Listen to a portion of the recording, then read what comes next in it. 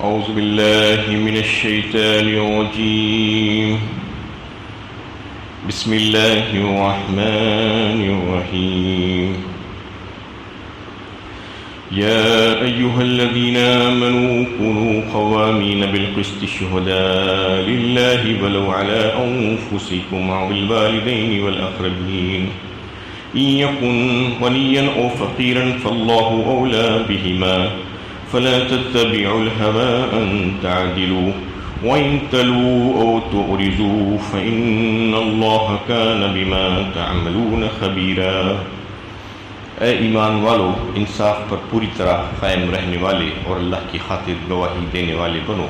اگرچہ کہ یہ گواہی خود تمہاری اپنی ذات، تمہارے والدین، تمہارے قرابت داروں کے خلاف ہی کیوں نہ پڑتی ہو.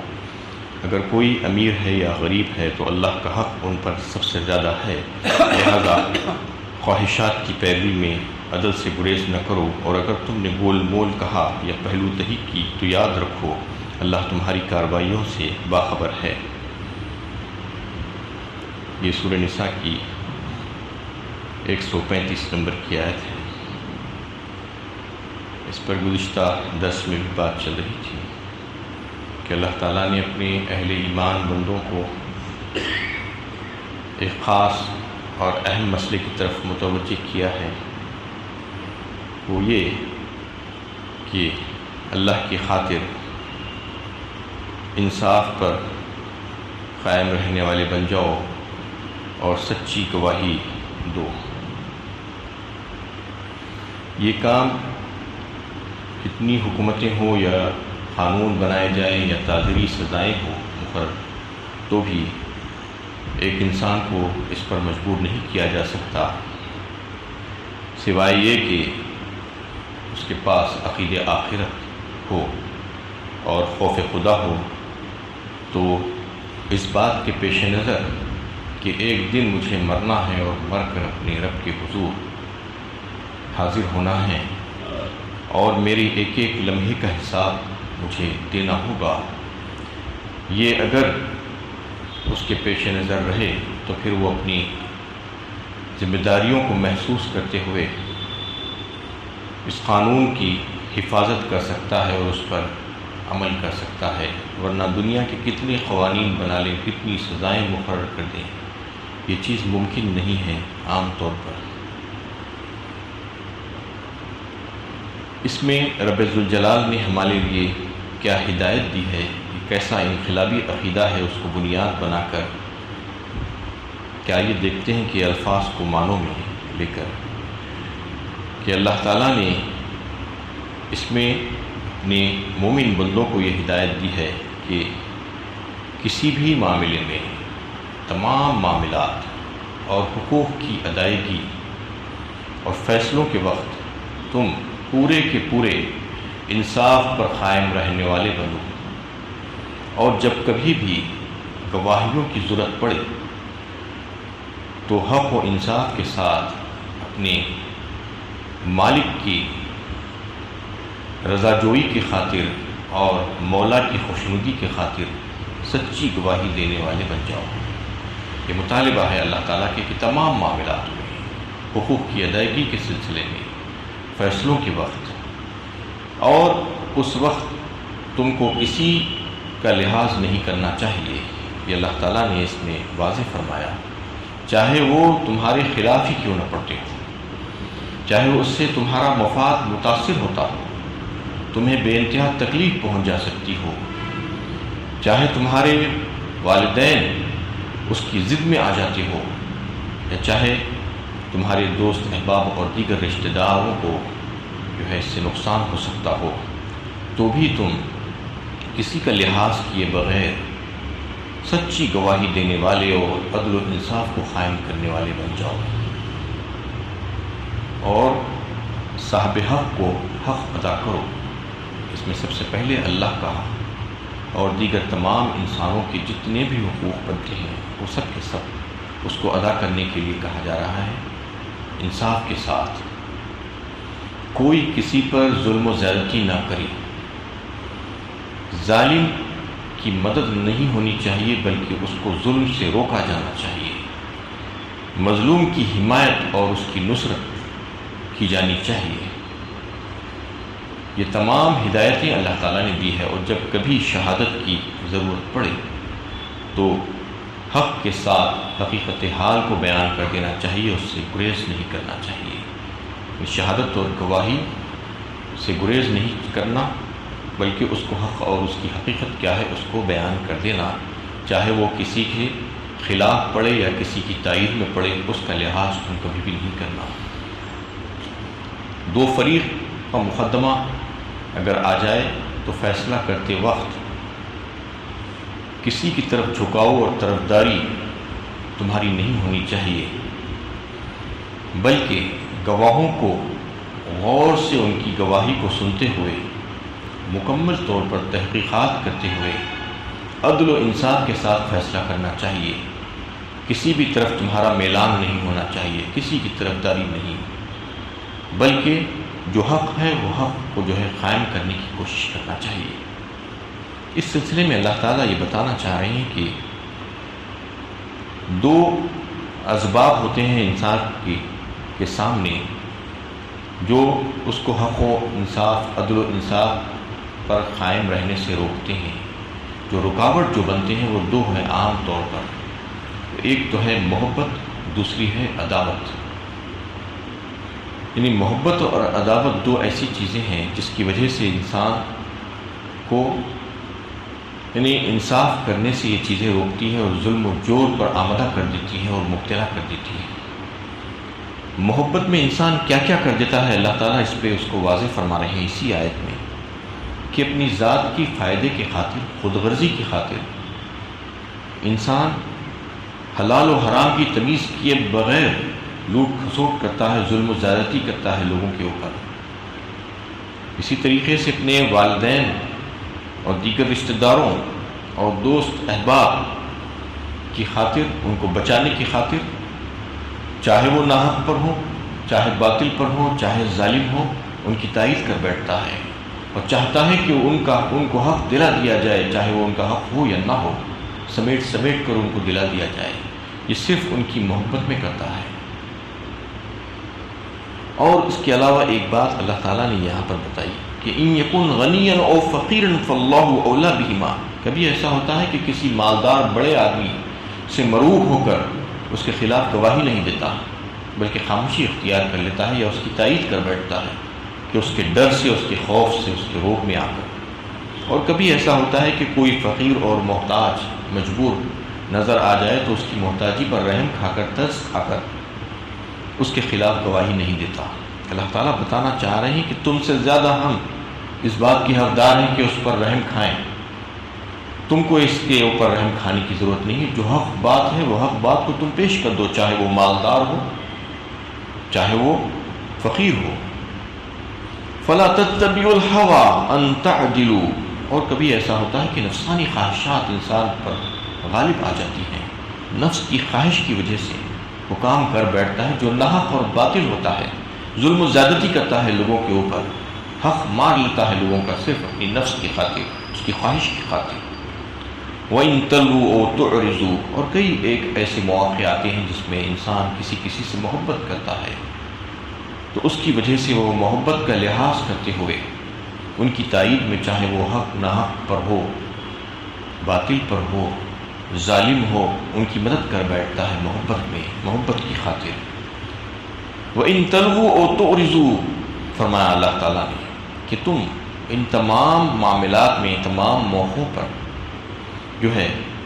اعراض مت کرو، حق کو چھپانے کے لیے حق کی گواہی تم کو دے دینی چاہیے اور عدل و انصاف کو قائم کرنا چاہیے ایسے حالات میں بھی، اور کبھی بھی گول مول کر کے جواب نہیں دینا، حق وہ حق کو واضح کر دینا۔ اور حق کے معاملے میں بعض وقت ایسا ہوتا ہے کہ حق ناحق کی تائید تو نہیں کرتا ہے، لیکن حق سامنے آنے کے باوجود بھی خاموش بیٹھ جاتا ہے۔ وَإِن تَلْوُوا أَوْ تُعْرِضُوا، اعراض کر لیتا ہے، خاموشی اختیار کر لیتا ہے، جبکہ معلوم ہے کہ یہ حق ہے لیکن حق کی تائید نہیں کرتا۔ ایسا بھی نہیں کرنا ہے۔ اس کے تعلق سے بھی اللہ تعالیٰ نے روکا ہے اور کہا کہ تم ایسا مت کرو، بلکہ حق سامنے آنے کے بعد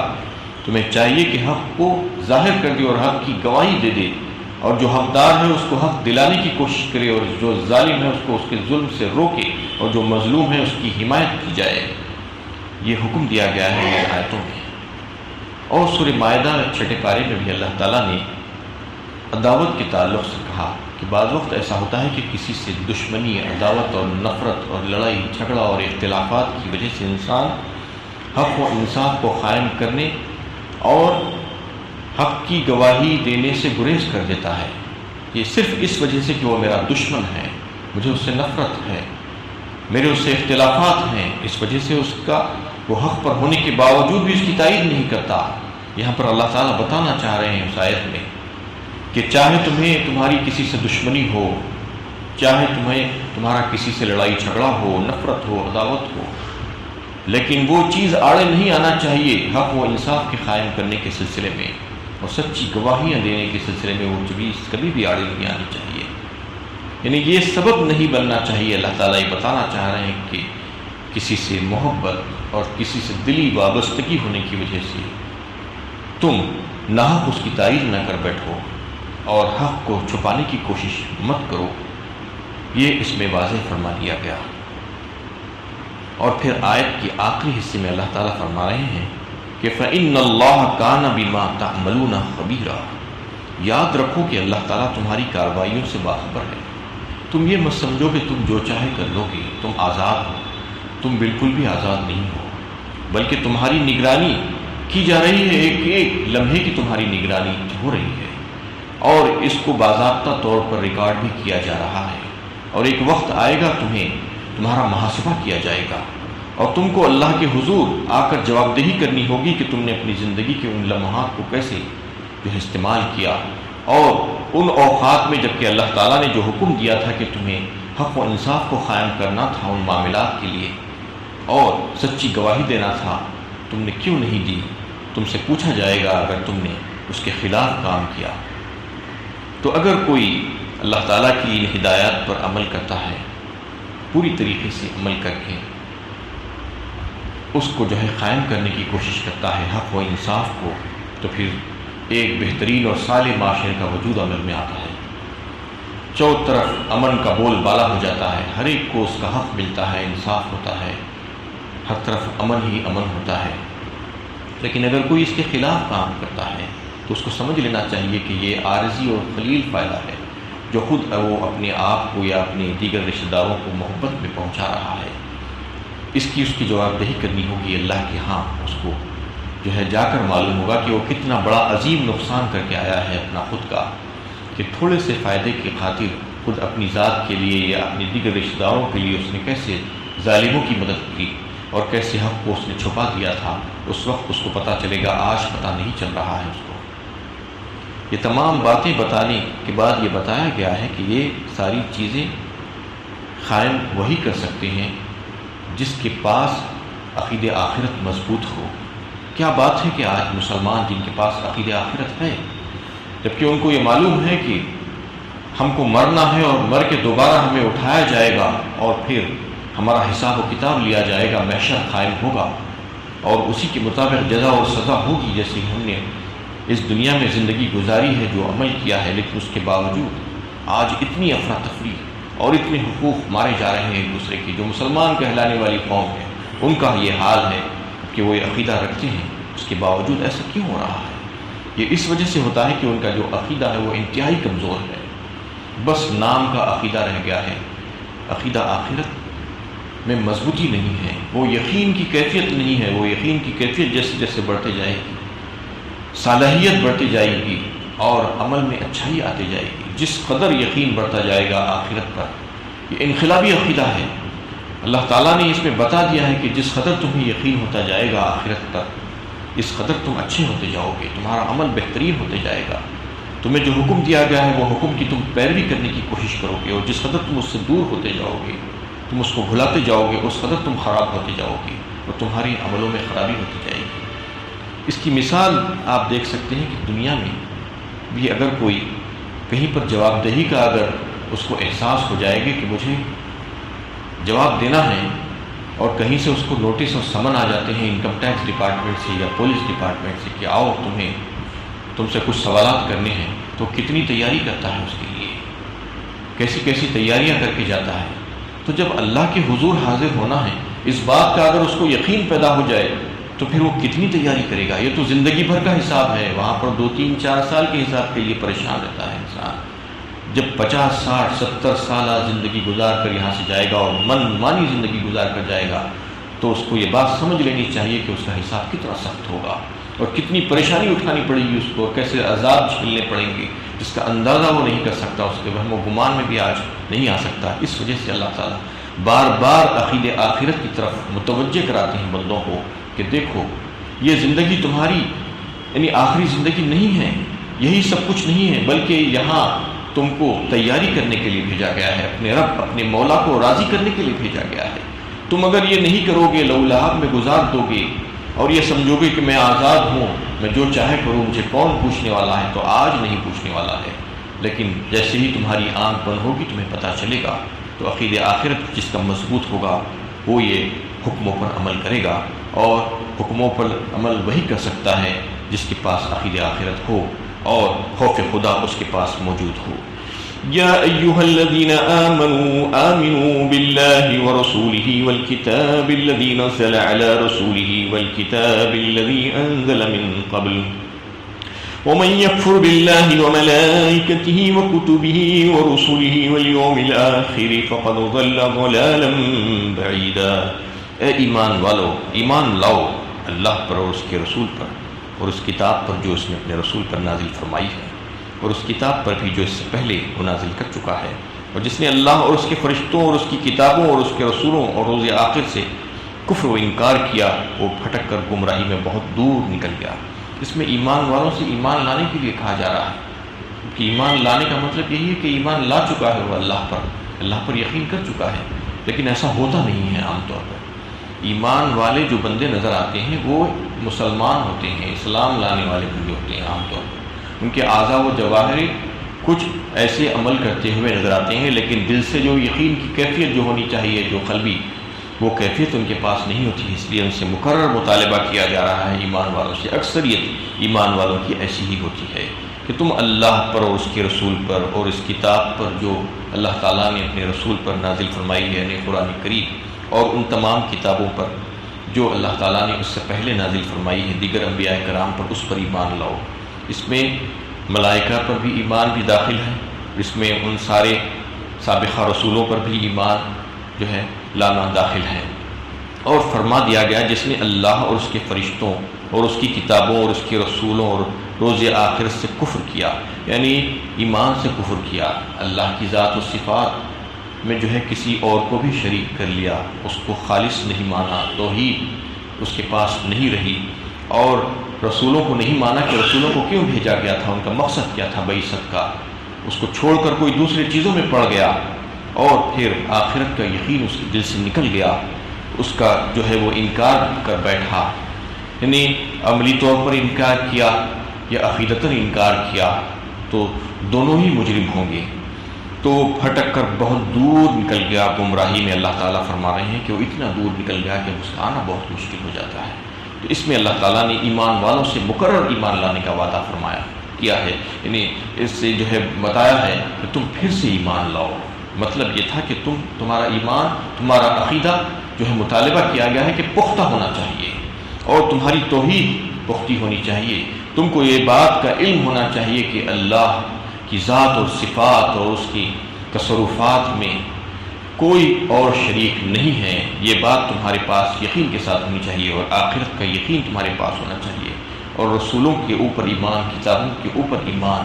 قرآن کے اوپر ایمان، ملائکہ کے اوپر ایمان، یہ سب ساری ایمان میں داخل ہے، یہ سب چیزیں ہونی چاہیے، اور اگر کوئی ایسا نہیں کرے گا تو یہ سمجھ لینا چاہیے کہ وہ بھٹک کر بہت دور جا نکلا ہے۔ وآخر دعوانا